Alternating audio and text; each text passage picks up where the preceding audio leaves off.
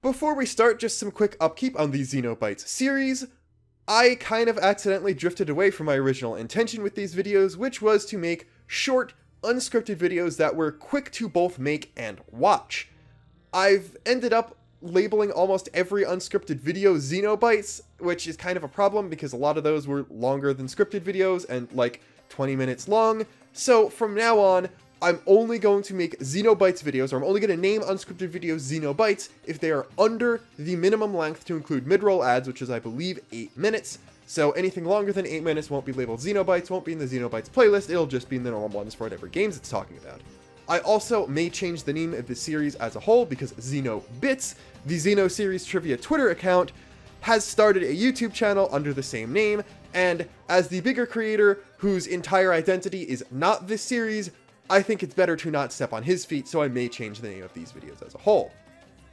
Also, if you're a Final Fantasy XIV fan and have finished Endwalker already, tomorrow I'm probably going to also put out a quick video where I discuss how I accidentally made Endwalker way more impactful to me by being a Xenoblade fan. So look forward to that. Anyway, today we're talking about a Xenoblade X thing, and this thing will require spoilers for the end of the main story of that game.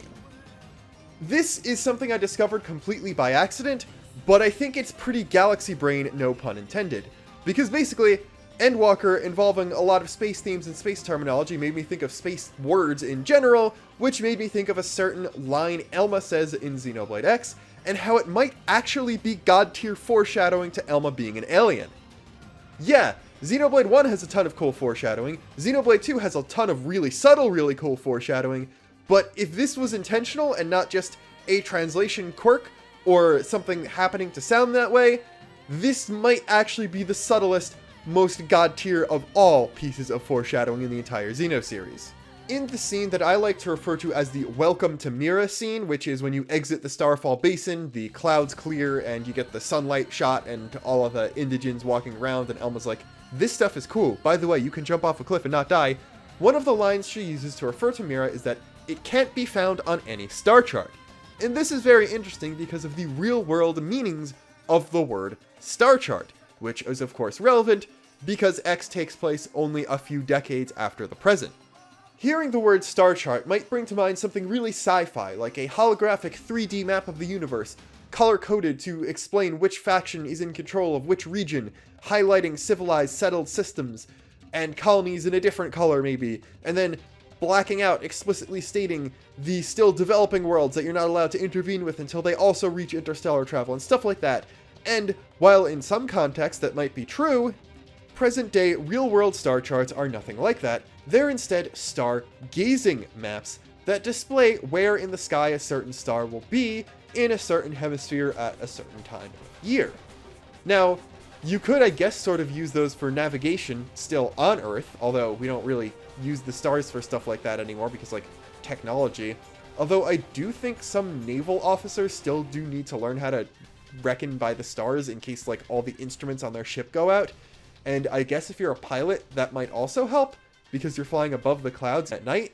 But I am already making tangents in a video that's supposed to be very short, so I'm going to go back to the main topic. And basically, Elma, while yes, she is an alien, she is pretending to be someone from Earth. She's pretending to be a 30-year-old on Earth, aka someone who was born within the next few years,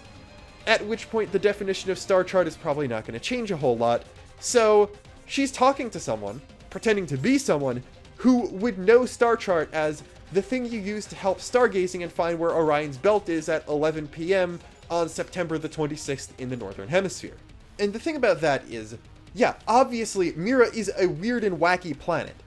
It showing up in any sort of scientific survey by any civilization, even one far more advanced than humans, is highly unlikely. But Mira is an exoplanet, aka a planet that does not orbit around our sun, and there is zero reason to include any exoplanets on a star chart based on viewing from Earth like Elma should assume Cross would be familiar with. It's hard enough to see some of the planets in our own solar system as is. Uranus can't be seen with the naked eye, and you need a telescope that's about 8 inches wide to see Neptune, to say nothing of the even smaller or even more distant objects in the solar system like Pluto, asteroids, and comets.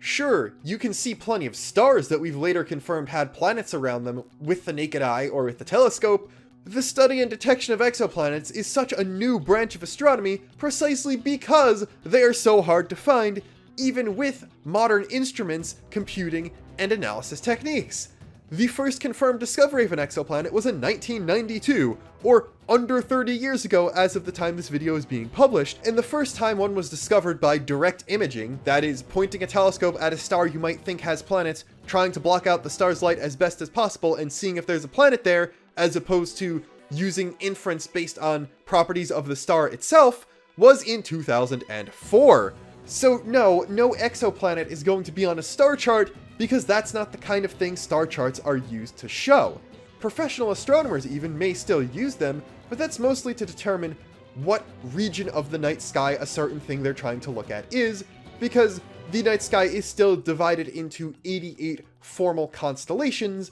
which can be used as a shorthand for saying where a specific thing is, and a lot of stars that are visible at least are still classified based on what constellation they're in. So, my guess is that, assuming this piece of writing was intentional, Elma has plenty of experience with the more sci-fi holographic type of star chart that is primarily used as an interstellar piece of navigational equipment and denotes which systems have planets that are inhabited. And while stars are much bigger than planets, obviously, so it would probably denote the stars, but explicitly state this star has this many planets, and you could probably zoom in or click on a star on that sort of chart and it would show a sort of map of that solar system, but not to complete scale, but just enough to sort of let you know where the specific planets are at a given piece of time. So my guess is that Elma, the alien, who brought advanced technology used to make skells to Earth, is in fact experienced with that kind of star chart, and accidentally through a slip of her tongue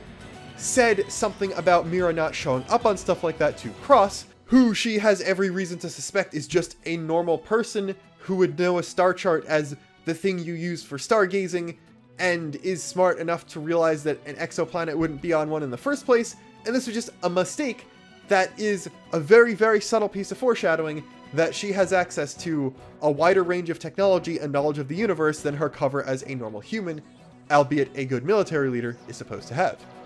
And that's it. It's just a piece of probably unintentional, but very subtle, very cool foreshadowing. And until next time, this is Luxon, signing off.